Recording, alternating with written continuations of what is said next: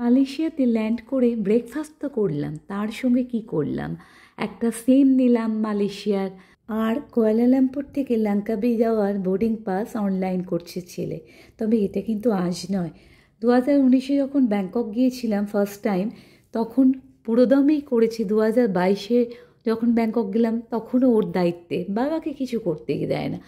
শুধু তাই নয়, 2015-এ যখন গৌহাটি ফ্লাইটের টিকিট বাবার সঙ্গে পাশে বসেও বাবার ল্যাপটপে করেছিল। 2016-এ সেম ভুটান যাওয়া, নেপাল যাওয়ারও ছোটো থেকে বড় শেয়ারিং কেয়ারিং ডিপিএসেরও রেজাল্টে শুধু এটাই লেখা থাকতো। এখন ভিআইটিতে গিয়ে ওখানকার ফ্যাকাল্টি প্রফেসররা একই কথা, ইভেন মানে ওর যে ফ্রেন্ডরা আছে তাদের গার্জিয়ান, মানে তাদের মা তার ঠাম্মা দিদা, তারা আমাকে ফোন করে বা দেখা হলে জানায়, ভীষণ হেল্পফুল। ইভেন জুনিয়রদেরও ভীষণ হেল্প করে, জুনিয়রদের গার্জেনরা বলছে। আর সিনিয়র দাদা দিদিদের প্রচুর ভালোবাসা পায়, তাদের মুখে শুনেছি খুব শান্ত, সবসময় বলে। যাই হোক, আমরা তো অনলাইন টিকিট করলাম লঙ্কাওয়ে Panggilan Charlie untuk penumpang-penumpang Asia pesawat QZ203 QZ203 ke Jakarta. Penumpang-penumpang dipersilakan ke dalam lepas pintu Q17 untuk keberangkatan segera. Terima kasih. For passengers for the Asia flight QZ203 QZ203 to Jakarta. লঙ্কাবি ফ্লাইটের জন্যে আমরা এখন wait করছি, লেওভারে রয়েছি।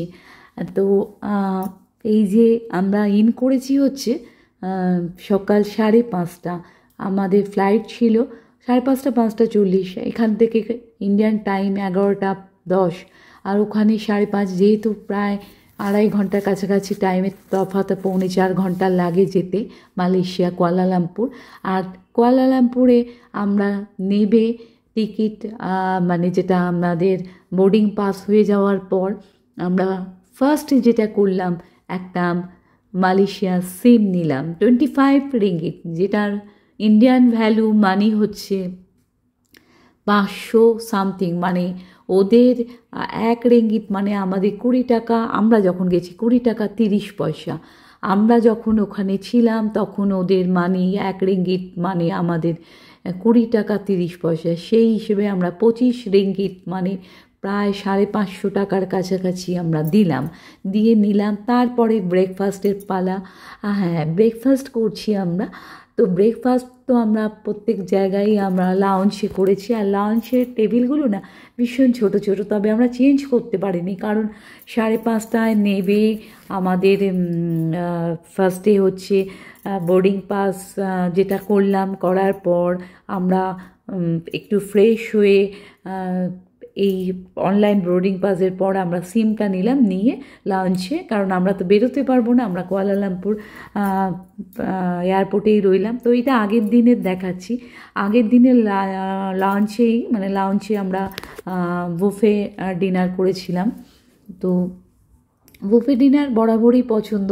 কলকাতার যখনই birthday celebration, ছেলে আমার বা হাজব্যান্ডের বা ম্যারেজ অ্যানিভার্সারি, যত রকম কলকাতায় যে ডাব্লিউ ম্যারিয়ট, ওয়েস্টিন, আমাদের পাশেই যেটা রয়েছে বাড়ির ওপর থেকে দেখতে পাই নোভোটেল, সেখানে তো 3বার হয়ে গেছে প্রাইড, এই সবেতেই আমরা বুফে করি। বুফেটা না বরাবরই নেশা। আমার বাবার ক্যাটারিংয়ের বিজনেস ছিল, তখন ছোটো থেকে দেখে এসেছি বুফের।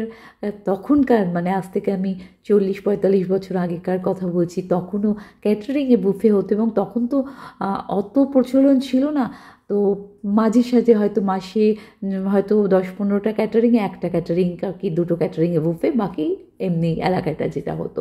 তা বুফে খেতে ভীষণ ভালো এখন লাগে, তখন বাবার মুখে শুনতাম, কারণ আমরা তো ওই মানে যেখানে হচ্ছে সেখানে তো আমরা তো আর যেতাম না, তো শুনতাম আর কি।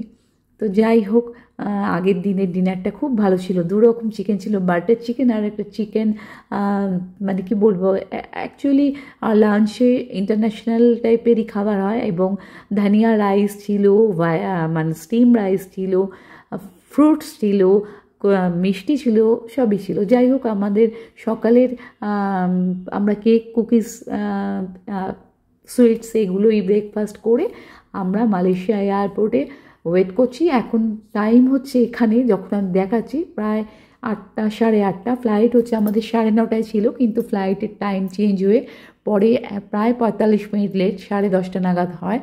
তো আমরা আর কি করব, তবে এটা বলি ব্যাংকক তো দুবার গেছি, 2019-এর অক্টোবর, 2022-এরও অক্টোবর। ব্যাংককের এয়ারপোর্ট তো অবশ্যই বড়, কলকাতার এয়ারপোর্টও নিশ্চয়ই বড়, তবে মালয়েশিয়ার এয়ারপোর্ট এতটাই বড়, ভালো লেগেছে ঠিকই, কিন্তু ভালোর থেকে বেশি কষ্ট হয়েছে, এত হাঁটতে হয়েছে বলার নয়।